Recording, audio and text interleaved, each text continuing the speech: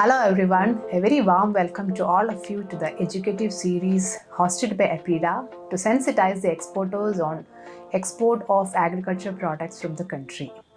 So as we all know that due to the large number of agroclimatic zones, India is able to offer a wide range of agriculture products for international market.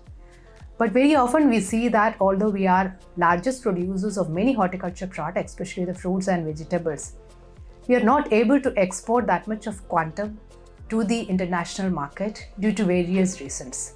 So this can be either due to the production aspect or maybe anything related to the supply chain or maybe due to the specific importing countries' requirements. So while exporting any of the horticulture products, we need to first see that those products have market access for export from the country. So initially, based on the trade feedback and also the competitiveness of India in those countries, we identify the products which can have a potential for those markets and also see that these products has got a very large acceptance within the country so that we can have a sustained export also throughout the season. Once the market access is attained, we need to see that the specific requirements outlined by those countries, whether with respect to any kind of pest or diseases, wherein those countries are having a concern is addressed during our export.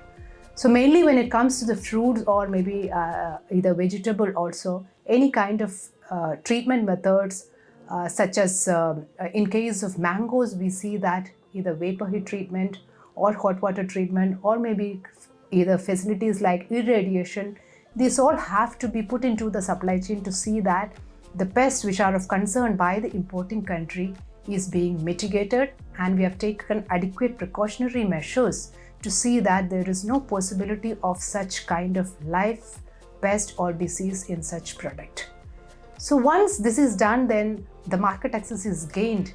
We need to see any other regulatory material, especially with respect to the residues set by the importing countries. This could be either the pesticide residues which are set by them or maybe any other contaminants also. So this also we need to see the MRL set by the countries, our application, the recommended dose, the frequency of the application of the agrochemicals. We are following the package of practices set by the respective state so that the levels are within these. So everybody would be thinking if somehow we are not able to meet these levels, then what could be the consequences? I think we need to be a little bit aware about these things also while exporting.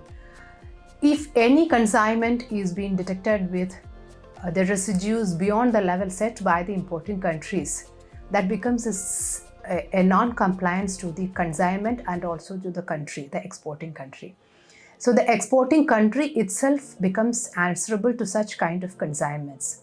So we need to derive a mechanism in such a way that even the good agriculture practices are being followed in the production level to see that the agrochemicals which are applied are approved in the country for use, and then only the recommended dose is applied to see that the ultimate residues are within the limit. Second, when it comes to the production chain, such as the processing, the packaging, and also the handling of the product, here also we need to see that only the approved materials are used or ingredients are used in the entire processing mechanism.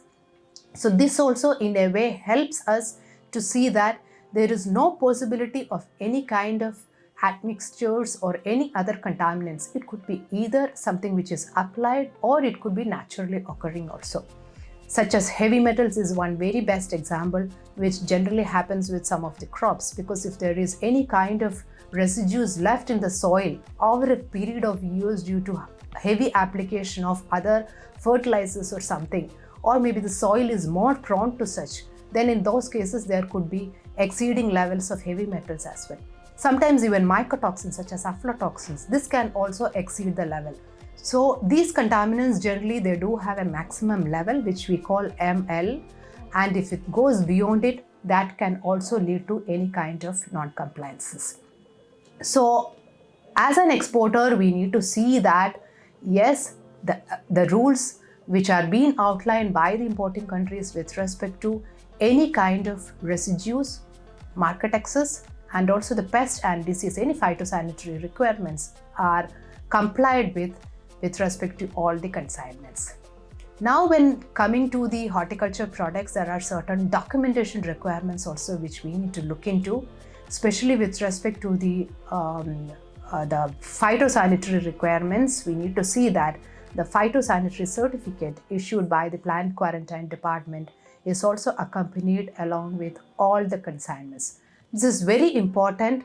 Although we see that it could be only a document, but it assures the importing countries, plant quarantine authorities that everything has been followed as and when required, and then the consignment has gone through a series of inspection, analysis, and also verification by the competent authority of India, and then only the consignment is shipped from the country.